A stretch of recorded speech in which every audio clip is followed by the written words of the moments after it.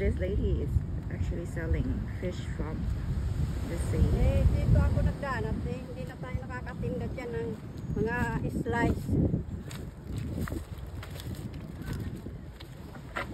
Ayan. Anong isda yan? Lamarang po, tsaka gulyasan tong itim. Hindi ko naman kasi alam yung mga ganun pangalan eh. Ay, guyasan. Masarap yan. Ito yung ano, yung talakitok sa amin. Oh, ayun. Talakitok to. Eh, lamarang naman dito. Magkano ho ito? 120. Ay, isang ganito? Oh. Yan ang lamarang sa amin. Ano to? May 1 kilo na to? Kalahati, yan dalawa po. Ang mahal naman ng kalahating kilo. Ano na?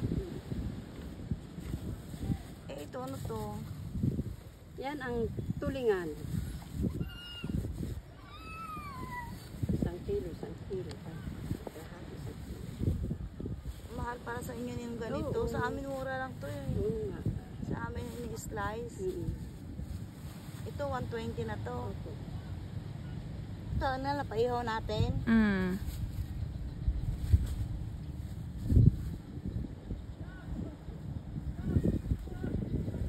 Kalahating kilo na ito. Oo, kalahati.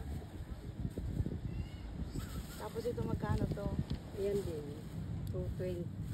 220 to. 220, 1 kilo to.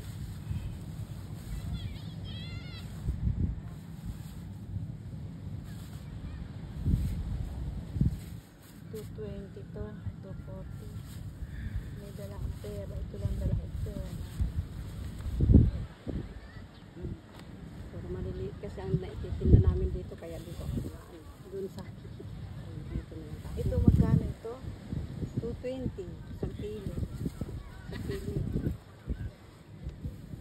Iihawin to. Ilan lang naman tayo? 8. Sorry, 10 pala tayo kasama yung driver. Dahil sukul-sukulian nyo ako dyan. 10.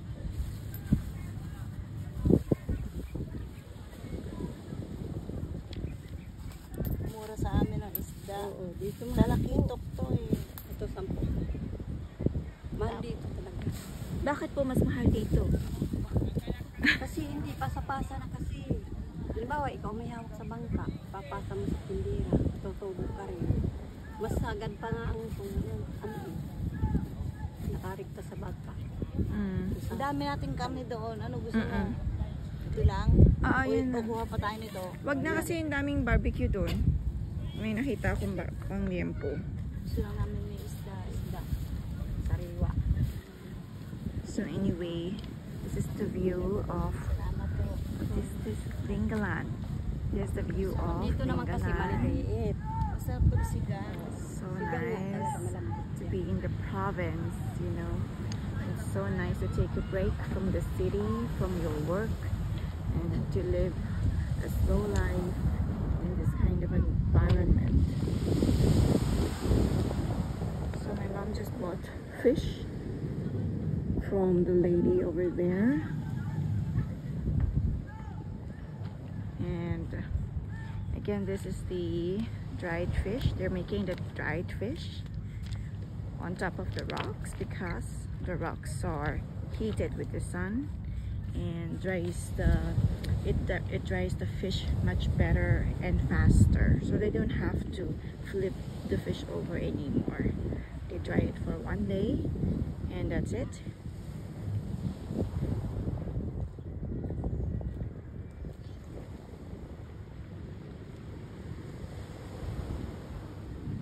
Alright guys, so I'll see you again later. Sunny day.